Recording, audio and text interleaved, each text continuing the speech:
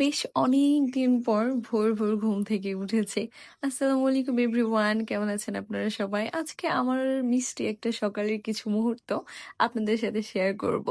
আজকে একদম ভোরবেলা ঘুম থেকে উঠে গেছি। বলা চলে সারারাত খুব একটা ঘুম হয় নাই। ভোরে উঠতে হবে এই চিন্তায়। আমার মতো কার হয় বলেন তো? ভোরে যদি কোনো কাজে ওঠার থাকে তাহলে সারারাতই টেনশনে ঘুম হয় না। আর কালকে এই রজনীগন্ধাটা আমাকে গিফট করেছিল আপনাদের ভাইয়া। যেটার স্মেল নিচ্ছিলাম সকাল সকাল উঠে একদম মন প্রাণ সব ফ্রেশ হয়ে গেছে।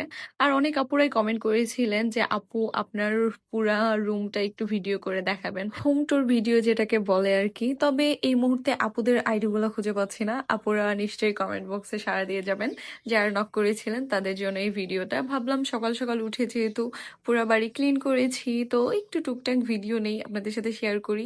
যদিও বাসায় মেহমান আছে তাই পাশের রুমে আসলে দেখাতে পারলাম না। বাট বেডরুমের পাশে আরেকটা রুম আছে আর এটা আমার ড্রয়িং রুম। সব মিলিয়ে আমার চোখে তো পরিপাটি ছোট্টখাট্ট একটা সংসার, গোছানো সংসার বলা চলে। এই বয়সে আলহামদুলিল্লাহ আমার একটা ছোট সংসার আছে। আর নিচে আমার সাহেব বাইকের জন্য তেল নিতে যাবে, তাই এই ভোর ওঠা এইটাই মেইনলি কারণ। আর তারপর আমি আমার প্রাণপ্রিয় বেলকনিতে বসে যাই এক কাপ চা নিয়ে। আসলে এত সুন্দর একটা ওয়েদার, সকালে এত ঠান্ডা বাতাস, এটা মিস করা যায় না। এখান থেকে আমার শখের কার্ডটাকে দেখা যায়, যেহেতু বাসার সামনে রাখা হয়। আর খেয়াল করেছেন, গত বছর প্রায় এই টাইমটাতেই এই গাছটা আপনার ভাইয়া আমাকে গিফট করেছিল। আর 1 বছরের মধ্যে সে ডালপালা মেলে কত বড় হয়ে গেছে, আমার সংসারের মতো গাছটা অনেক বড় হয়ে গেছে।